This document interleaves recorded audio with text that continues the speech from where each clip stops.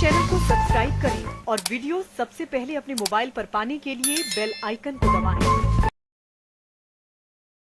आई witness news पर आप देख रहे हैं 2024 के चुनाव को लेकर आई विटनेस न्यूज की फर्रुखाबाद भारतीय जनता पार्टी के नगर अध्यक्ष विकास पांडे से खास बातचीत। नमस्कार, मैं हूं सलमान जी। आप देख रहे हैं आई विटनेस न्यूज। आज हमारे साथ फर्रुखाबाद के नगर अध्यक्ष विकास पांडे जी साथ में हैं। उनसे 2024 के चुनाव को लेकर बात करते हैं। स्वागत है आपका आई विटनेस न्यूज। बहुत बहुत धन्यवाद आपका। 2024 का चुनाव शुरू हो गया है, क्या मुद्दे रहेंगे, किन मुद्दों को लेकर जनता के बीच जाएंगे? देखिए, भारतीय जनता पार्टी हमेशा जनता के बीच काम करने वाला राजनीतिक दल है। हम जनता के बीच केवल चुनाव में जाने वाले राजनीतिक दल नहीं है। जनता के बीच हम मुद्दे नहीं, विकास लेकर के जा रहे हैं। और जो विकास भारतीय जनता पार्टी ने जनता को करके दिया है, चाहे आज देख लीजिए कि मेट्रो का जाल बिछ रहा है। मेट्रो पहले जहां 5-6 शहरों में चला करती थी, आज 2 दर्जन शहरों में मेट्रो चल करके तैयार हो रही है। देश के ये बड़ी उपलब्धि है। आज देश में दुनिया से भी ज़्यादा यूनिवर्सिटी हो गई हैं। 2014 के परिप्रेक्ष्य में अगर बात करें, आज देश के अंदर दुनिया से भी ज़्यादा हाईवेज हमने डेवलप करके दिए। जहां पहले देश में 13 किलोमीटर प्रतिदिन हाईवे बना करते थे, आज दुनिया से भी ज़्यादा लगभग 37-38 किलोमीटर प्रतिदिन हाईवे बन रहे हैं देश के अंदर। तो डेवलपमेंट भारतीय जनता पार्टी के विकास मॉडल पर हम जनता के बीच जा रहे हैं वोट मांगने के लिए। 10 साल से भारतीय जनता पार्टी से सांसद मुकेश राजपूत रहे हैं, क्या विकास कराया है?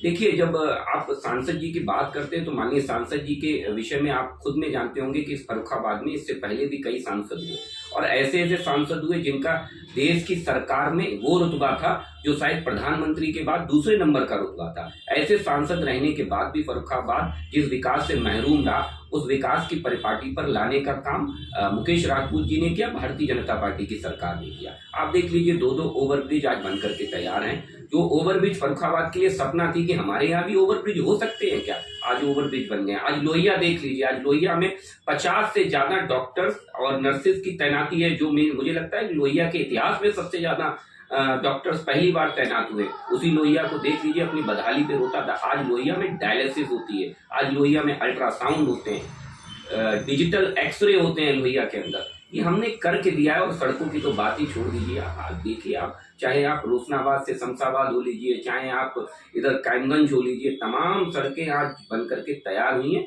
माननीय मोदी जी की सरकार में। ये बहुत बड़ी उपलब्धि है। धीरे धीरे फर्रुखाबाद को हम एक विकसित शहर की तरफ ले जाने का प्रयास कर रहे हैं। सड़कों की बात करें तो जैसे साथ विपक्ष कह रहा है कि कोई कार्य नहीं किया है, सड़कें खराब हैं, तमाम रोड खराब है जो आज तक नहीं बने हैं, ना सुधार हुआ है। ऐसा नहीं है। आप नहीं, आज आप घटिया घाट रोड पे चले जाइए, वो भी हम सीसी रोड बना रहे हैं। आज उसके बाद आप चले जाइए, आप ITI चौराहे से आगे रोड पर, वो भी हम सीसी रोड बना रहे हैं। तो विरोधियों का काम है खाली गिलास की चर्चा करना, क्योंकि इनका दिमाग खाली है। वो 2024 के चुनाव में जनता के लिए कुछ न कर पाने के कलंक को कैसे धोएंगे कि जब उन्हें जनता ने विपक्ष में रह के अपनी आवाज उठाने का अवसर दिया तो वो केवल अपने अपने भ्रष्टाचार को छुपाने के लिए जनता के अंदर प्रदर्शन करने, जनता के सामने प्रदर्शन करने जाते थे। लेकिन जनता से जुड़े मुद्दों का उनका कभी कोई लेना देना ना सरकार में रहते हुए रहा, ना विपक्ष में रहते हुए रहा। एक गंगा एक्सप्रेस आया था फर्रुखाबाद के लिए, वो भी चला गया, दूसरे शहर में चला गया। तो लिंक एक्सप्रेस के लिए कहा था, अभी तक वो भी नहीं आया। बिल्कुल आएगा लिंक एक्सप्रेस वे, क्योंकि ये बड़ी परियोजनाएं होती हैं। और मुझे लगता है कि जो लोग माननीय योगी जी को जानते और समझते हैं, वो ये भी जानते होंगे कि माननीय योगी जी ने अगर विधानसभा में ये कह दिया कि कोई भी गुंडा शहर में घूमता नजर नहीं आएगा, या तो वो अपने बिल में छुप जाएगा या वो शहर छोड़ जाएगा। उन्होंने करके दिया। तो यह भी विश्वास रखिए कि उन्होंने विधानसभा में ये कहा है कि हम फर्रुखाबाद को लिंक एक्सप्रेसवे से जोड़ने का काम करेंगे। तो चुनौती है मेरे विरोधियों को, वो बताएं कि उनके शासनकाल में फर्रुखाबाद में 4 विधायक समाजवादी पार्टी के थे और एक एक्सप्रेसवे बनाया श्रीमान अखिलेश यादव जी ने, लखनऊ आगरा एक्सप्रेसवे, जिस एक्सप्रेसवे पे 17 कट 17 कट केवल किन जिलों में दे दिए गए, जिन जिलों में केवल बिजली देने का काम करते थे पूरी सरकार समाजवादी पार्टी की, उन्हीं जिलों में विकास कराया करती थी, इटावा, एटा और मैनपुरी। केवल 17 कट उन्हीं जिलों में दे दिए गए। क्यों महरूम कर दिया गया था तब फर्रुखाबाद को? कोई समाजवादी पार्टी का नेता इस पर जवाब नहीं देता है, क्योंकि उनके पास जवाब नहीं है। जब सरकार आती है तो अपने परिवार का भला करने में लग जाते हैं ये दल। इन्हें न जनता से लेना होता है, न जनता की सेवा से कोई लेना होता है। विपक्ष आरोप लगा रहा है कि 4 विधायक और 1 सांसद फर्रुखाबाद में भी भारतीय जनता पार्टी के हैं, तब भी एक्सप्रेस वे चला गया। कोई एक्सप्रेस वे नहीं चला गया। आप समझ लीजिए मेरी बात को, बहुत स्पष्ट मैं कहता हूं, और पूरे फर्रुखाबाद की जनता से भी मेरा विनम्र आग्रह है। बहुत पढ़ी लिखी और बहुत समझदार जनता है। हम जानते हैं कि उस एक्सप्रेस वे की क्या दुश्वारियां थी। कहने के लिए कोई कुछ भी कह दे, क्योंकि फर्रुखाबाद गंगा जो एक्सप्रेस वे निकल रहा है वो गंगा और रामगंगा के बीच से होकर के निकलना था। बहुत दुश्वारियां थी उसमें, जिन दुश्वारियों को कम करके, और दूसरी सबसे बड़ी बात, आप उस बात पर क्यों नहीं जाते हैं? क्या कोई एक्सप्रेस वे शहर से सटा करके निकाल दिया जाता है? क्या आप बता दीजिए मुझे। नहीं निकलता। एक्सप्रेस वे कम से कम 20, 25, 30 किलोमीटर दूर जाकर के निकलता है। जो कन्नौज का कट है वो कन्नौज में लगभग 20 किलोमीटर दूर है। कन्नौज के अंदर जो आगरा लखनऊ एक्सप्रेस वे पे जो कट दिया गया है, किसी शहर में कट ऐसा नहीं होता है। जो आप शाहजहांपुर की बात कर रहे हैं, शाहजहांपुर प्रॉपर शहर से जो कट पड़ेगा वो भी लगभग 20-25 किलोमीटर दूर है शाहजहांपुर से। और आज मुझे लगता है जो फर्रुखाबाद से गंगा एक्सप्रेसवे को लिंक एक्सप्रेसवे के माध्यम से जब माननीय योगी जी जोड़ देंगे, तो मुझे लगता है कि शायद ही कोई जिला ऐसा होगा जो एक्सप्रेसवे तक इतनी जल्दी पहुंच पाएगा जितनी जल्दी फर्रुखाबाद पहुंच जाएगा। विपक्ष कह रहे हैं किसान परेशान है। किसान किनकी सरकारों में परेशान था ये जरा आप उठा करके देख लीजिए। कभी नहीं बताएंगे कि जिनकी सरकारों में आप 2014 में गेहूं का समर्थन मूल्य 1365 रुपए था, आज 2400 रुपए गेहूं का समर्थन मूल्य। केवल 10 सालों में हमने 70% से ज्यादा मूल्य वृद्धि करके दी। आज हम किसान को 2000 रुपए तिमाही के हिसाब से 6000 रुपए किसान सम्मान निधि दे रहे हैं। क्या समझ में आएगा उस विपक्ष को जो एक तरफ तो किसान कर्जे के नाम पर बैंकों का एनपीए माफ कर देता था और किसान के हाथ में वही जीरो आता था। तो किसानों को छलने वाले लोग आज किसान के कंधे पर बंदूक रख करके जो चलाने का प्रयास कर रहे हैं वो नहीं चलेगी। माननीय मोदी जी ने किसानों को केंद्र में रख के कई योजनाएं, सॉइल टेस्टिंग पहली बार हो रहा है देश में, पहली बार सबसे ज्यादा हेक्टेयर उपजाऊ भूमि बनाने का काम माननीय मोदी जी की सरकार में हुआ है। आज सोलर पंप की बात कर लीजिए, हम सोलर पंप दे रहे हैं जिससे कि आप किसान अपनी बगैर किसी निर्बाध बिजली की समस्या के या किसी भी प्रकार की समस्या के निर्बाध अपने खेतों में पानी दे सके। तो तमाम ऐसी योजनाएं हैं जो किसानों के कल्याण के लिए माननीय मोदी जी, माननीय योगी जी चला रहे हैं। विपक्ष अपनी बताता क्यों नहीं है? इस देश में 50 साल सरकार चलाने वाले, उत्तर प्रदेश के अंदर 15-15 साल सरकार में रहने वाले, बुआ और बबुआ और पिता पुत्र की जोड़ी और भाई भाई की जोड़ी, ये बताने को तैयार नहीं है कि उन्होंने इस उत्तर प्रदेश को, इस देश को दिया क्या।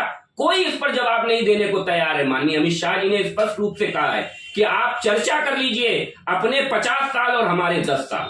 हम तो कह रहे हैं आप 50 की तुलना कर लीजिए और हमारे 10 साल की तुलना कर लीजिए। मेरा आग्रह है आपके माध्यम से समाजवादी पार्टी के सारे नेताओं को मैं चुनौती देता हूं कि वो अपने 15 साल के शासन की और हमारे 6.5-7 साल के शासन की चर्चा कर लें, जिस मंच पे चाहे चर्चा कर लें।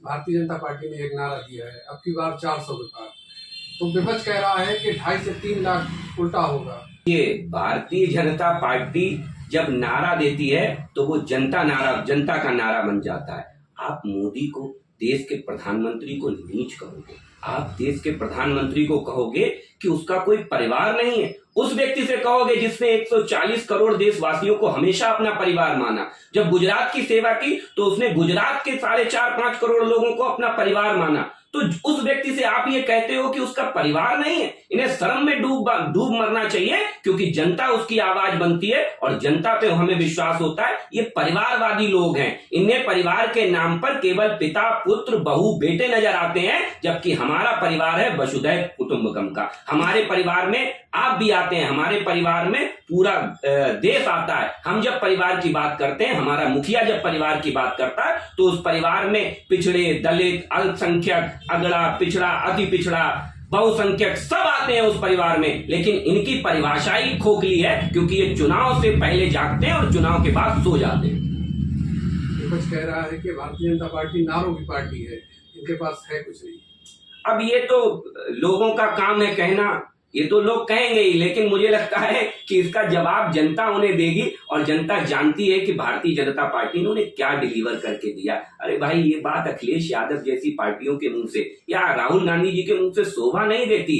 जब माँ हटेगी तो बेटा आएगा, जब पिता हटेंगे तो बेटा आएगा। किसी कार्यकर्ता को कभी क्यों नहीं लेकर के आए अपनी पार्टी में निकाल करके, क्यों नहीं लेकर के आए? तो जनता जानती है ये परिवारवादी दल हैं, इनके परिवार की परिभाषा ही सीमित है। और एक तरफ है देश का वो नेता जिसने अपने 140 करोड़ लोगों को अपना परिवार मान लिया और उनकी सेवा में दिन रात एक कर दिया। क्या कभी आपने मंत्री देखा है जो एक सफाई कर्मियों के पैर धोता हो?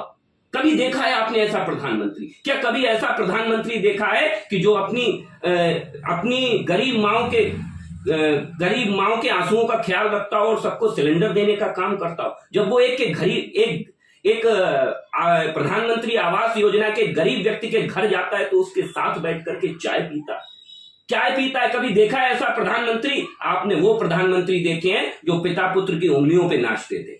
आपने वो नेता देखे हैं कि जो अपने पिता के हाथ से माइक छीन लिया करते थे। आपने वो पिता देखे हैं जिस पिता की विरासत उसके भाई को मिलनी चाहिए थी और वो अपने पिता की विरासत कब्जा कर लेता है। तो कब्जा वाले लोग हैं ये दल, चाहे अपनी सरकार में आने के बाद लोगों की जमीनें कब्जा कराने की बात हो और चाहे अपने चाचा की विरासत डकार लेने की बात हो, ये कब्जे करने वाले लोग राजनीतिक दल हैं। इनके पास कोई जनता का जनाधार बचा नहीं है। तुष्टीकरण की राजनीति एकमात्र अब इनका आधार बची है। जनता इस बार उसे भी तिलांजलि देने जा रही है। फर्रुखाबाद से जनता कितने आपके सपोर्ट में है? भारतीय जनता पार्टी आज की डेट में हमें हराने के लिए 8.5 लाख से ज्यादा वोट अगर कोई ला सकता होगा तो वही हरा पाएगा। और ये यथार्थ में आप जान रहे हैं कि 8.5 लाख छोड़िए, आज जो विपक्षी दल हैं वो अपनी जमानत बचा ले जाए। मुझे लगता है कि इस बार जमानत की अगर आप बात करेंगे तो भारतीय जनता पार्टी प्रचंड बहुमत के साथ फर्रुखाबाद में जीत रही है, क्योंकि हमारा सिद्धांत, हमारा मूल, हमारा नीति, हमारा नियत, हमारा नेतृत्व बहुत ईमानदार है और बड़ी कर्मठता से काम करता है। मैं फिर फर्रुखाबाद की जनता से आग्रह करूंगा, ऐसा जनप्रतिनिधि चुनिए जो परमानेंट आपके बीच रहता हो। कहीं ऐसा ना हो कि ऐसा जनप्रतिनिधि आपके यहां से चुनकर के धोखे से चला जाए कि जो लखनऊ में अपना क्लिनिक चलाए और फर्रुखाबाद की जनता को यहां बीमार छोड़ दे। तो ये थे हमारे साथ भारतीय जनता पार्टी से नगर अध्यक्ष विकास पांडे जी। देखते रहिए आई विटनेस लाइव न्यूज। उम्मीद है आपको हमारी ये खबर पसंद आई होगी। आप इसे लाइक करिए, अपने दोस्तों के साथ शेयर करिए और उस पर कमेंट करिए। अगर आप पहली बार हमारे चैनल से जुड़े हैं तो चैनल को सब्सक्राइब करना मत भूलिए। यही निवेदन आपसे है।